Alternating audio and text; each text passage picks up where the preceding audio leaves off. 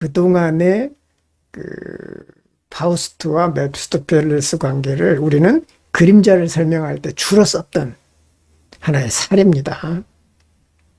그게 일반적인 융합파의 사람들이 하는 방식이에요. 근데 이제 과연 그럴까? 그렇다면 메피스토펠레스가 그림자라면 그 그림자의 성격은 뭘까? 또 어떤 우리가 말하는 개인 무의식적인 그런 이제 어떤 우리 속에 있는 흔히 말하는 임상적으로 말하는 열등감이라든가 어두운 면이라든가 나의 어떤 부정적인 측면을 말하는 건가? 아니면 융이 말하는 보다 확대된 그림자의 개념, 그 원형적인 그림자라고 말할 수 있겠죠. 저 집단 무의식 속에 있는 그림자의 개념일까? 이제 이런 부분들에 대해서 조금 더 구체적으로 얘기를 이제 한 다음에 이제 이것이 이제 그렇다면 뭘까?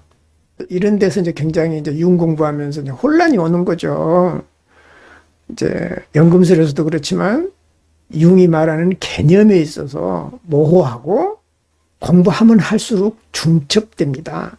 중복이 돼요. 그러니까 무의식이라고 하는 게 개인 무의식을 의미하는 건지 또 집단적인 원형적인 무의식을 의미하는 건지 그리고 그 무의식이 왜 모성 원형에 해당이 되는 건지 그러면은 이제 이런 부분이 이제 굉장히 혼란스럽다는 것이죠. 그리고 그 개념들은 마치 그 삼위일체처럼 각자의 특성이 있으면서도 중첩되는 부분들이 있어요. 늘 내가 다이어그램 얘기를 했잖아요. 무의식이 갖고 있는 다이어그램 속에는 개인 무의식도 있고 집단 무의식도 있고 또 어떤 원초적인 혼돈, 원초적인 어두움을 나타내는 그런 그림자가 있어요. 그 그림자는 주로 모성원형으로 대변되고 그 모성원형은 창조의 원진료인 혼돈이다. 그래서 모성원형이라고 그런 거예요. 그리고 영웅의 여정에서 이제 영웅을 잡아먹는 것은 바로 그 혼돈의 어머니, 괴물의 어머니, 주의 무의식으로 어떤 의미되는 그런 어머니상으로 나타난다는 것이죠. 그것이 이제 의식 상황 속에서 모성상으로 나타나기도 하고, 뱀으로 나타나기도 하고, 바다로 나타나기도 하고, 숲으로도 나타나기도 하고, 마녀로 나타나는 여러 가지 이제 원형상으로 나타난다는 겁니다. 오늘의 그 파우스트와 메피스토펠레스에서 바로 이런 이제 모성 원형으로 간주했을 때는 바로 그런 전이해가 있어야 되고, 그것은 이제 영웅의 여정에서 또 전이해 심리학에서 어떻게 영웅이 그 그림자에 의해서 원초적 그림자입니다. 내가 말하는 것은 그 원초적 그림자에 함몰되고 죽고 다시 태어나는가. 그런 관점에서 봤을 때는 전이해 심리학이라든가 영웅의 여정에서 보듯이 메피스토펠레스는 모성 원형에 비유될 수 있어요. 그러나 일반적으로 우리가 생각할 때 자아와 어떤 계급되는 그런 위치에서의 그림자 개념으로 이해한 것하고는 상당한 차이가 있는 것이죠. 굉장히 모성원형적인 측면에서 본다라고 하는 것은 어떤 무의식의 영역을 크게 확대한 것입니다. 내가 이 메피스토펠레스하고 이제 파우스트 관계를 보면서 궁금했던 거는 뭐냐면 무엇이 파우스트를 자극했는가? 이런 거예요. 우리가 생각할 때는 어떤 이제 파우스트가 하지 못하는 욕망, 결핍이 이제 파우스트를 자극했다라고 생각을 할 수가 있잖아요. 그리고 그것을 메피스토펠레스는 이용해 가지고서 파우스트의 영혼을 빼앗는 이제 이런 것으로 우리는 이해를 합니다. 그렇다면 결핍이 뭐며,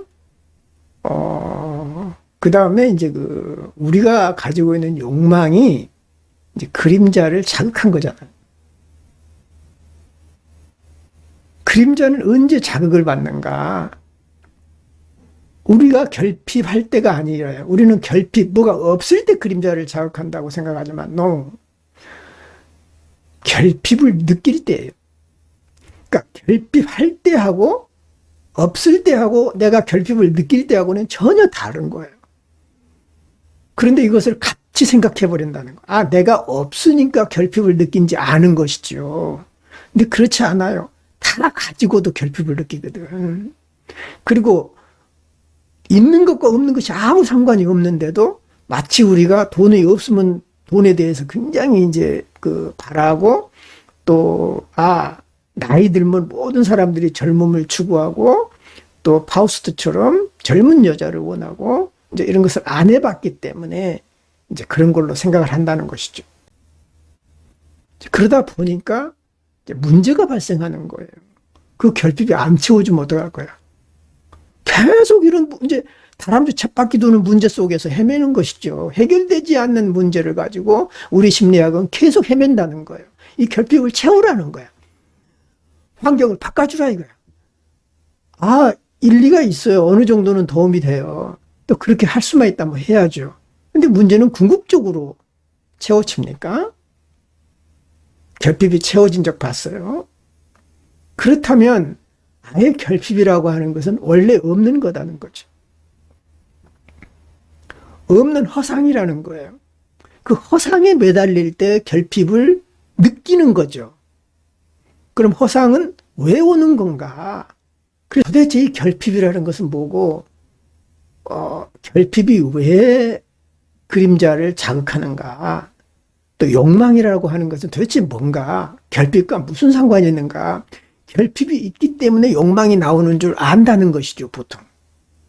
그리고 그 욕망을 억제하거나 아니면 결핍을 채우거나 아니면 결핍을 유보하거나 아니면 다른 걸로 대체하거나 여러 가지 상담 방법을 생각해내는 거예요. 어느 정도 도움이 될 수 있겠죠. 그런 방법을. 그러나 결국은 그것은 제한적이라는 거예요. 그런 방법은. 근본적인 해결책이 될 수가 없다. 그래서 이제 내가 이제 계속 찾아보니까, 오히려 그 락강의 이제 부재 이론이 좀 마음에 와 닿았어요. 다른 뭐 융학자 학파들, 뭐 정신분석 학파들 백날 해봐도 별로 내가 마음에 드는 의견을 못 받고, 락강은 어떤 욕망이라고 하는 것 자체는 부재하고 똑같은 거예요. 그러니까 뭐가 없기 때문에 욕망이 생기는 것이 아니라, 보상심리가 나온 것이 아니라 욕망 자체가 부재한 것에서 나온다는 거예요. 그러니까 없는 것, 결핍된 상태 자체가 욕망이라는 거예요. 그러니까 없기 때문에 욕망이 나오는 것이 아니라 결핍된 상처가 곧 욕망이라는 것이죠. 욕망이라고 하는 것은 허상인 거예요, 처음부터. 그 허상은 왜 나오는가, 이제 이런 관건인 것이죠, 문제는. 왜 나오는 건가? 왜 우리는 허상을 만들어낼 수밖에 없는가? 나는 이제 아직까지 계속 답을 추구하고 있지만은 그 중에 하나는 이것은 존재성에 대한 거예요. 자기 자신에 대한 존재성. 이것은 존재의 결핍인 거예요. 내가 없다라고 느낄 때, 나의 존재가 사라졌다라고 느낄 때 결핍감을 느끼고 그 존재의 결핍을 채우기 위해서, 그래야만 영혼이 사니까 그 존재의 결핍을 채우기 위해서 욕망이 나타난다는 것이죠. 그러니까 결국은 어떤 자기 존재 가치, 존재성, 이것을 이제 아이니스라고도 하고 나성, 나됨, 내가 존재한다라고 하는 띵니스, 존재한다는 그 자체가 이제 없어졌다고 느끼는 거예요. 그렇다면 존재라고 하는 건 또 뭘까? 존재라고 하는 것은 처음부터 온전한, 다시 말하면 총체성이나 전체성을 갖는 걸까? 아니면 존재라는 것 자체가 이미 결핍과 부재를 안고 태어나는가라는 문제가 생겨요. 나는 오히려 후자라고 생각합니다. 존재 자체가 물론 융의 이론으로 보면은 처음에는 전체성이고 부족함이 없는 충만함으로 나오고, 그 충만함을 회복하기 위해서 인간은 욕망에 사로잡힐 수 있고 환상에 사로잡힌다라고 보지만 대부분의 사람들은 나는 그렇다고 생각하지 않아요. 인간의 존재 자체가 부족과 결핍과 비존재를 안고 태어나기 때문에 그 비존재는 존재의 반대편이라는 것이죠. 너무 어렵게 갔나요? 존재하지 않는 것이다라고 하는 것은 존재함의 짝꿍이라는 거예요. 그러니까 이미 존재한다라고 하는 언어 자체와 그 존재라고 하는 것 자체가 비존재를 염두에 두고 있는 거고, 비존재에 대한 불안과 공포를 안고 있는 단어가 존재라고 하는 단어라는 것이죠. 그렇기 때문에 존재라고 하는 것은 이미 결핍과 부재를 안고 태어났기 때문에 결핍은 반드시 일어나야 될 필수작용이고 욕망은 반드시 일어나야 되는데, 그것이 처음부터 없었다라고 하는 것을 인지하기에는 너무 많은 시간이 걸리고 고통이 동반된다는 것이죠. 왜냐하면 되게 결핍을 할 때 이제 사람들 어떻게 생각하냐면 내가 가지고 있었는데 뺏겼다라든가 내가 이룰 수 있었는데 이루지 못했다라든가 아 내가 실력이 이만큼 충분히 나는 된다고 생각하는데 왜 인정 안 해주냐는 것과 이제 이런 것에서 출발한다는 것이죠. 처음부터 없었다라는 것이죠. 없는 거예요. 나에게 없는 거예요. 없는 것에 대한 아쉬움과 욕망과 환상이 결국은 결핍을 드러냈고 욕망을 드러냈고 그것은 결국은 기본적으로 존재하는 그림자의 어두운 속성을 자극한 거예요. 어떤데 그것이 이제 나의 그 컴플렉스하고 연계돼 버린 것이죠. 근원적인 혼돈, 근원적인 어두움을 자극했어요. 나의 그 트라우마를 자극한 게 아니에요. 오케이, 내가 굉장히 새로운 얘기를 지금 오늘 한 겁니다. 내가 과거에 겪었던 상처를 건드렸다기보다는 근본적인 어두운 속성을 자극했는데 그 근본적인 어두운 속성이 나의 어두운 그림자인 트라우마랑 연계돼서 결국은 근원적인 어두움은 잊어버리고 과거의 상처만 남게 되는 이것이 이제 결핍과 보상의 심리로 갈 수밖에 없다.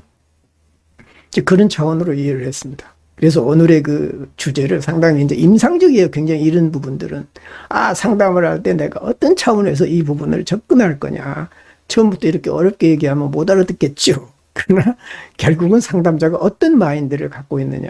결국 존재의 결핍, 존재의 부재라고 하는 이런 차원을 생각하고 그랬기 때문에 결국은 이제 그 파우스트가 메피스토펠레스하고 거래할 수밖에 없는 게 결국은 존재의 결핍과 존재의 부재를 해결하려고 하는 문제였다는 얘기죠.